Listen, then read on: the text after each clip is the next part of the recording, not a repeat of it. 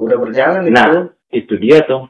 Nah, udah berjalan, tapi ada tuh yang lagi viral, ibu-ibunya ada tuh yang lagi viral, ibu-ibunya, ibu apa ya? Seorang pengusaha yang ingin makan gratis itu belum dibayar tuh. Ya itu kan kasuistik, Bang. Maksudnya nggak semua begitu, tapi mungkin pasti ada aja kan, titiknya banyak sih Bang kalau begitu tuh. Ya itu kan jadi evaluasi juga ya Bang Anwar ya. Iya. Lu sebagai timnya pemerintah itu kasuistik aja. Tapi nanti kalau misalkan yang penting laporannya jelas, datanya ada, tinggal ngomong aja ke Sri Mulyani, nanti juga dibayar. Tapi di mana-mana belum merata ya itu. apanya? Apa namanya makan gratis itu belum merata. Yang nggak bakal bisa merata. Nah, karena kalau saya beranggapan kalau makan bergizi ya nggak usah semua dikasih, cukup daerah-daerah terluar Indonesia aja yang dikasih. Maksudnya daerah-daerah yang segi ekonominya memang lemah. Terus juga mungkin dalam satu sekolah ya orang-orang yang dianggap ekonominya nggak begitu baik-baik saja gitu. Itu aja yang dikasih, nggak usah semua. Kalau semua dikasih mah orang-orang Jakarta, sekolah-sekolah elit ngapain dikasih? Nah, itu malah dibuang-buangin Bang nasi. Kalau menurut saya itu kurang efektif kalau menurut saya. Soalnya dia kan mau ngasih seluruh rakyat anak-anak Indonesia. Nah, tidak boleh, berarti kan dalam arti kan seluruh nih, seluruh Nusantara ini. Nah. Tapi kalau cuma mau dipilih-pilih, kayaknya ini ya harus dipilih Bang. Kecemburuan sosial. Begini Bang, anggarannya juga kan terbatas. Maksud saya prioritas kan harus ada skala prioritas Bang. Yang terpenting itu kan anak-anak yang orang tuanya ekonominya rendah itu wajib dikasih gitu loh Bang. Benar nggak Bang kira-kira Bang? Maksudnya kalau orang-orang anak orang kaya mah ngapain Bang dibuang-buangin sama dia, nggak dimakan enggak, malah minta yang aneh-aneh, tapi salah segala macam. Nah, justru kalau yang untuk anak-anak kaya itu kan dia sekolahnya sekolah khusus kan biasanya swasta gitu kan. Nah ini ya, yang jadi ini yang negeri nih belum merata, yang negeri kayak di lingkungan kita nih kan belum, sampai sekarang belum dapat. Ya bertahap Bang. Bertahap. Bayangkan sudah 8 bulan itu Bung. Ya, tapi kan udah ada. Kerjanya udah 8 bulan. Kan itu udah berjalan gitu. Tapi kalau misalkan menurut lu mesti semua dikasih semua anak gitu ya, bahkan kalau saya beranggapan anak-anak yang dikasih cukup anak TK-nya sama anak SD. Karena targetnya kan menghilangkan stunting. Maksudnya memperbaiki gizi lah gitu. Kalau anak SMA dikasih begituan juga nggak dimakan juga ya? Nggak ngaruh.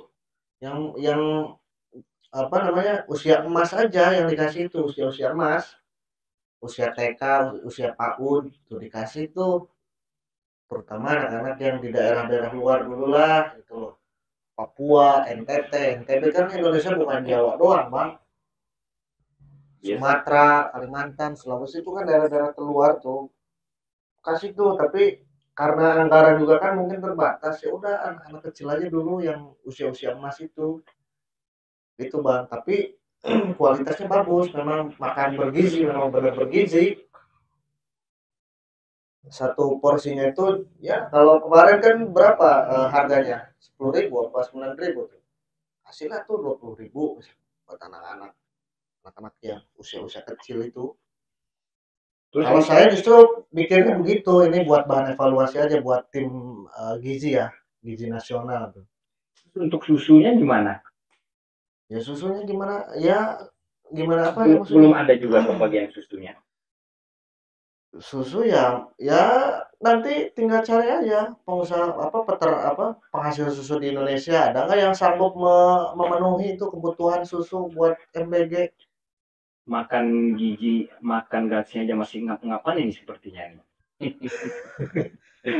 Ya dibilang ngap-ngapan ya pasti ngap-ngapan lah Pak. Ini menarik ya, semakin malam semakin memanas ini perbincangan kita ini. Ya kan tadi begini, menambahkan mungkin ya. Jadi tadi Pak Aris itu kan berstatement bahwa realitanya itu belum bisa menjawab terkait MBG ya, makan bergizi gratis gitu. Padahal kalau ngelihat dari datanya, survei mengatakan itu udah 650.000 anak di Indonesia yang sudah berjalan itu, Mas Aris, MBG-nya. Perhatiin abang nih. 650.000.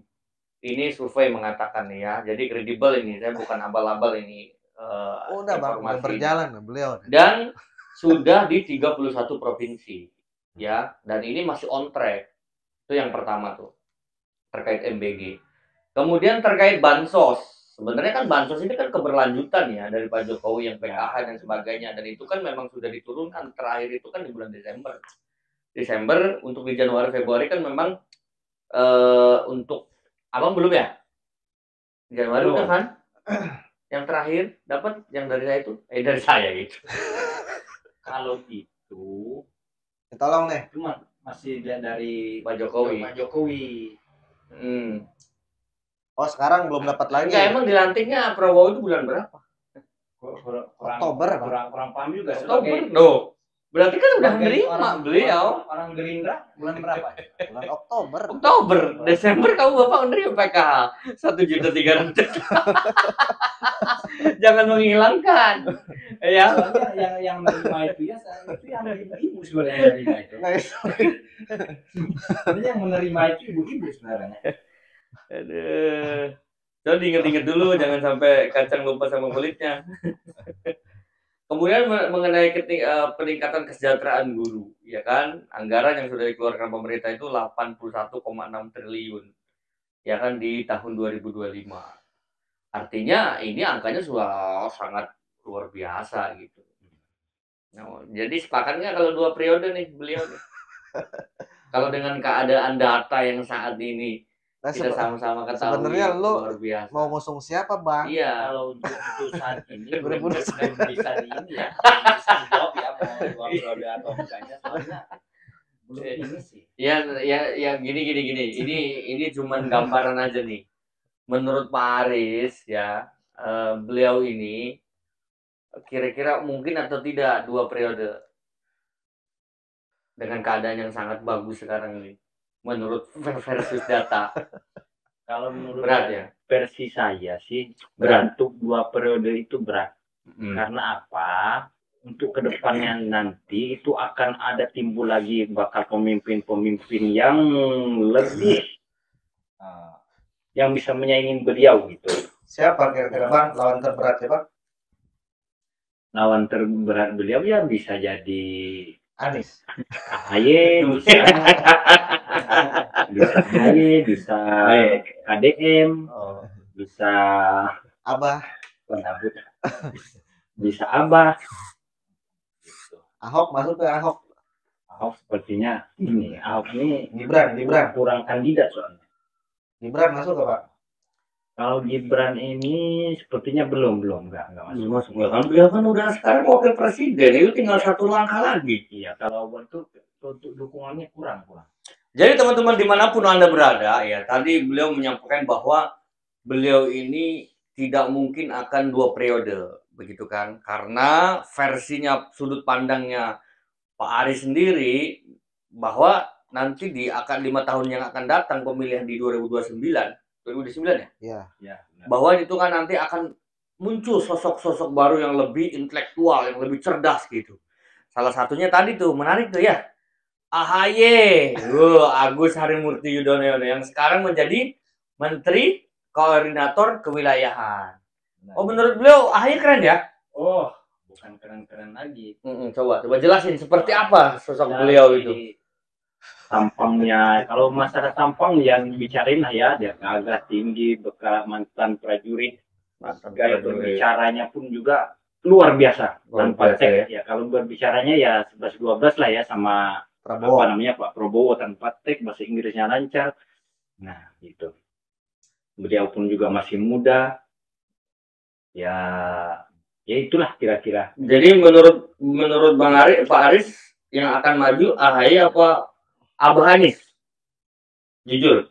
Kalau Abah Anies itu dia tergantung yang ngusung partainya. Menurut saya ya, beliaunya beliau kan nggak ada partai. Kalau AHY gelandangan politik ya benar kayak Amin Rais. Jadi enggak, ini menarik ini. Nggak setuju saya kalau dibilang Abah Anies karena saya termasuk fan beliau nih. Abah Anies beliau itu tawadu sih ya. Oke, berarti kemungkinan kecil ya karena beliau tidak punya kendaraan partai. Bang Anies, jangan salah ya, saya bantah keras di terkait ini. Bahwa di 2024 kemarin pemilihan presiden, berapa partai yang mengusung beliau? Jawab dulu. 3 partai. Siapa aja partai? PKS, lanjut ya. PKS, lalu ada PKB bang. Oh, deh baik. PKB kan PKB, terus PAN, ya. Nasdem. Oh, Nasdem ya. Terus masih ada lagi. Udah lupa kayaknya. Lupa pemirsa. Partainya Amin Rais apa, Bu? PAN ya, PAN. Partainya Amin Rais. Partai umat ya, Mas. Partai umat 4. Tapi bubar. Enggak, dia udah masuk ke AI. Verifikasi udah masuk. Masuk tapi nggak ada yang ini. Jadi menurut saya gini Bang Aris ya, mungkin kita rada berlawanan nih ya tentang cara pandang Bang Aris sama saya nih. Menurut saya Abah Anies ini akan potensinya tinggi. Beliau akan balik lagi calon jadi presiden 2029. Karena kenapa? Peluang beliau sebagai independen ini tidak punya keterikatan dengan partai manapun. Dan sekarang suara beliau juga termasuk kemarin kan yang nomor urut yang kedua kan, yang tertinggi kan. Benar. Kan 3 calon kan kemarin ini. Benar. Prabowo, Abah Anies, Mas Ganjar. Ini kan kedua. Sama persis kayak yang kejadian kemarin. Yang mana di MPL? Kalau itu mah 27% lah, tipis. Harusnya 2 putaran. Masih nggak terima aja. Suek juga. Harusnya banding harusnya. Jadi kesimpulannya, rekan-rekan sekalian manapun Anda berada, menurut saya tetap Abah Anies itu peluangnya tinggi di 2029 pemilihan presiden. Karena kenapa ya? Kita bicara konkret aja, kita bicara histori beliau di 2024 bahwa ada 3 sampai 4 partai yang mendukung partai besar kan. Yang tadi disebutkan PKS, kemudian PKB, kemudian Nasdem, ini kan bukan partai sembarangan. Nah sehingga kalau menurut sudut pandang saya, beliau nanti akan tetap maju lagi di 2009. Tapi kira-kira kuat nggak Bang lawan Prabowo Bang? Kalau Prabowo, menurut saya, Prabowo kalau menurut saya kan saya punya 2 pandangan ya. Kalau Prabowo itu bisa maju, bisa tidak. Ya, bisa majunya. Kalau memang undang-undang itu tidak ada sih. Memang setahu saya undang-undang yang mengatur bahwa usia di atas 60, kemudian 70 itu tidak diperbolehkan mencalon presiden. Nah, saya belum pernah baca tuh. Artinya potensi terbesar Prabowo ini akan maju. Ya kan? Kemudian mungkin tidak beliau akan menang. Mungkin gitu. Kalau seandainya Pak Prabowo ini bisa dan mampu membawa koalisinya itu sampai landing di 2029. Karena kenapa? Dia kan koalisi gemuk, koalisi besar. Hampir 98% itu semua partai-partai yang dulunya oposisi sekarang menjadi apa? Merapat. Menjadi salah satu jadi koalisi besar merapat di pemerintahan Merah Putih. Artinya ini ya potensi beliau memang di atas angin. Tapi ya sekali lagi artinya politik itu kan taktis ya. Artinya kadang-kadang kita kawan begini bisa sehari 2 hari bisa jadi lawan. Ini kemungkinan terbesarnya beliau akan maju itu yang pertama. Kemudian bisa tidaknya gitu. Kalau terbentur dengan aturan, ya istilahnya memang aturan itu nanti akan dikokohkan dengan berjalannya waktu. Kemudian dari beliau juga kesehatannya juga beliau juga belum bisa dipastikan lah gitu karena usia beliau ini udah hampir 72 tahun. Bahkan kalau tidak ada letkol TNI ya, setiap turun pesawat itu harus ada pundaknya beliau. Iya kan? Tempat sanggahannya gitu. Artinya gitu untuk produktivitasnya, secara kesehatan, kemudian secara kestabilan, ini juga meragukan sih menurut saya. Dan kalau pandangan saya, lebih baik berikan ruang untuk generasi-generasi muda, generasi milenial yang akan memimpin lah negara Indonesia kita. Artinya biar lebih fresh, biar lebih adaptif seperti Kaisang Gibran gitu ya. Biar merangkap lah satu keluarga. Ya, bisa jadi. Sekarang kan Jokowinya turun gunung. Jurang Awal semua. makan. Jurang semua Bang Aris ini. Ngomong sih kok, wih kau itu tuh. Meme siapa meme? Ya, jadi dua tadi ya rekan-rekan sekalian, kalau menurut pandangan saya pasti beliau maju, bisa maju dan bisa tidak. Tadi alasannya sudah saya paparkan begitu tuh. Baik. Kalau dibilang kuat, kuat. Baik, oke. Masalah Pak Prabowo oke lah ya, masih bisa ini. Apa namanya? Kita kembali lagi ke masalahnya Pak Anies tadi nih. Pak Anies. Tadi ada harapan Bang Anwar bilang dia masih akan maju diusung oleh partai-partai yang pernah mengusungnya. Tapi gimana dengan namanya yang sendiri yang udah meredup? Apakah masih bisa ini populer gitu di kalangan masyarakat rakyat ini? Sedangkan namanya sekarang udah redup. Dan udah jadi apa? Gelandangan politik. Jadi gini, Pak Aris, saya kasih analogi sederhana. Ya, analogi sederhana itu beliau ini saya katakan seperti mutiara, Bang Aris. Jadi ketika beliau ini mau direndam di comberan pun, ya kan namanya mutiara, tetap dia akan bersinar di dalam pasir. Ya, dan kalau seandainya Bang Aris tadi menyampaikan Pak Anies Baswedan itu menjadi gelandangan politik, tegas saya katakan itu tidak benar. Karena bisa dicek podcastnya beliau itu hampir setiap hari beliau itu diundang, ya, di perguruan tinggi, di universitas negeri, di swasta dan lain sebagainya. Ini luar biasa padat beliau itu. Hanya mungkin ya, mungkin Pak Aris kurang nonton TV kayaknya. Jadi nggak ngelihat berita yang breaking newsnya gitu. Jadi beliau bukan gelandangan politik, beliau ini seperti brilian, ya. Jadi nggak bisa dianggap remeh beliau ini. Intelektualnya itu udah di atas rata-rata. Ya makanya itu Bang. Masuk apa pemirsa? Ini. Mulai mana sebenarnya? Ya Bang. Jadi makanya itu beliau disebut gelandangan politik. Ya dia keliling-keliling aja begitu, keliling-keliling podcast. Nggak punya jabatan.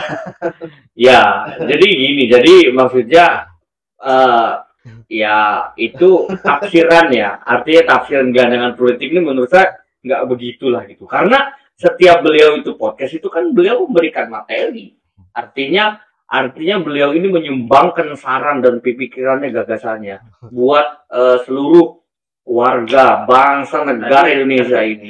Tapi nggak begitu Bang Anwar. Harusnya gimana? Harusnya Pak Anies itu dia gerilya, dia bikin podcast kesono sini. Bukan dia podcast, beliau diundang loh. Iya, dia diundang itu cuman di sesuatu tempat. Nah, nggak semua maksudnya orang-orang tertentu lah orang yang berpendidikan. Seperti Kang Deddy Mulyadi gitu kan. Sebelum menjabat juga beliau kan banyak bantu sono ke sini bantu orang yang ini. Hasil sekarang kalau ini si Kang Deddy kan namanya udah melambung tinggi, ada harapan legit ya untuk 2029 nanti beliau maju gitu. Kira-kira gimana tanggapan sebagai pakar politik untuk Anies tuh? Apa kira-kira supaya agar Pak Anies ini namanya bisa harum lagi nih kayak dulu, biar biar beliau ini dapat jabatan paling. Ya ini sekali lagi saya tetap membantah keras ya terkait gelandangan politik gitu, karena beliau ini termasuk anak bangsa yang sangat luar biasa.